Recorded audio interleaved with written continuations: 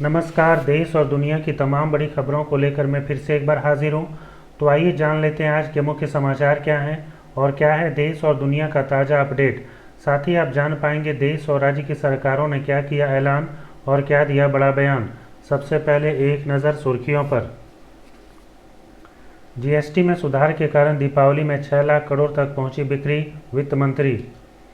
Olympic पदक विजेता नीरज चोपड़ा को मिला लेफ्टिनेंट कर्नल पद। केंद्र सरकार की उड़ान योजना के तहत 1,50,00,000 लोगों ने की यात्रा। देश में अब लोगों को मिलेगा 6G की इंटरनेट स्पीड। अब खबरें विस्तार से, लेकिन वीडियो में आगे बढ़ने से पहले कर लीजिए वीडियो को लाइक और चैनल को कर लीजिए सब्सक्राइब ताकि आप रोजाना काम की खबरों से रूबरू हो सकें। केंद्रीय वित्त मंत्री ने दिवाली पर हुई बिक्री के आंकड़े को पेश करते हुए कहा कि इस साल बिक्री का आंकड़ा 6 लाख करोड़ के पार पहुंच गया।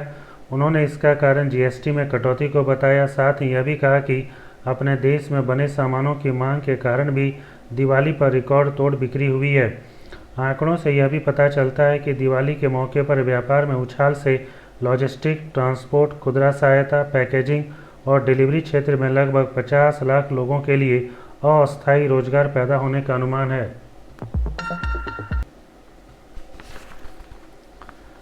भारत की ओर से ओलंपिक में 2 बार स्वर्ण पदक और 1 बार रजत पदक जीतने वाले नीरज चोपड़ा को सम्मानित किया गया। उन्हें रक्षा मंत्री राजनाथ सिंह के द्वारा लेफ्टिनेंट कर्नल का पद देकर सम्मानित किया गया। रक्षा मंत्री ने कहा कि नीरज ने मैदान में जो अनुशासन और निष्ठा दिखाई है, वही भावना उन्हें सेना के आदर्शों से जोड़ती है।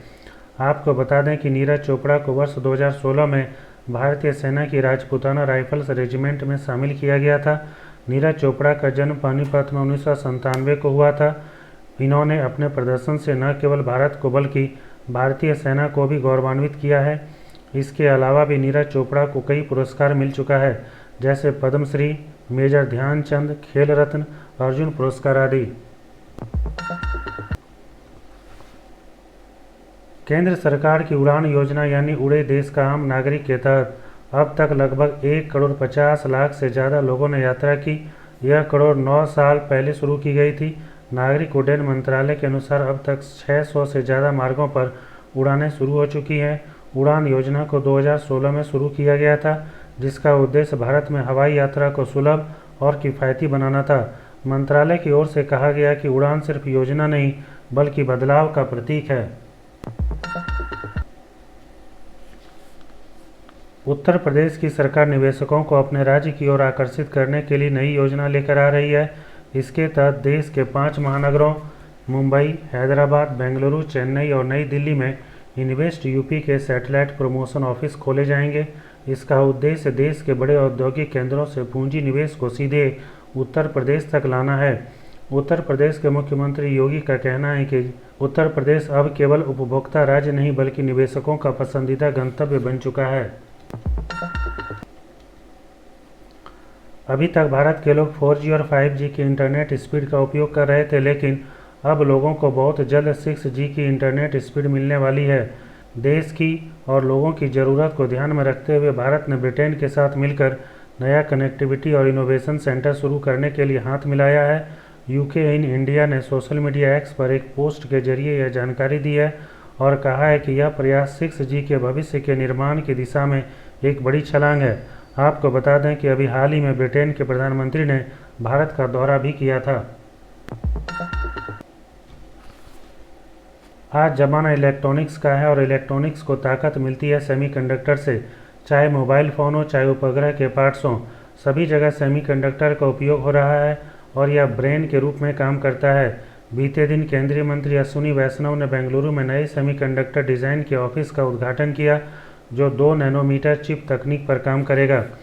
आइए कुछ बातें हम लोग चिप और सेमीकंडक्टर के बारे में जानते हैं।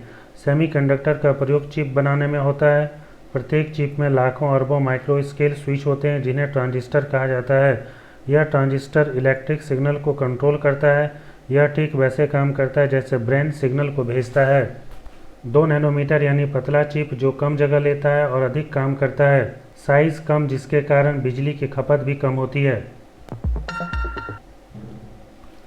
जहां एक तरफ एआई के कारण लोगों को कई कंपनियां नौकरी से निकाल रही है, वहीं आईटी सेक्टर में भर्ती में तेजी दिख रही है। कैंपस भर्तियां 25% तक बढ़ गई हैं। अगर आप भी इस तरह की देश की छोटी बड़ी खबरों को जानना चाहते हैं अगर आप भी इस तरह से देश की बड़ी खबरों को जानना चाहते हैं तो आप इस वीडियो को लाइक और चैनल को सब्सक्राइब कर सकते हैं।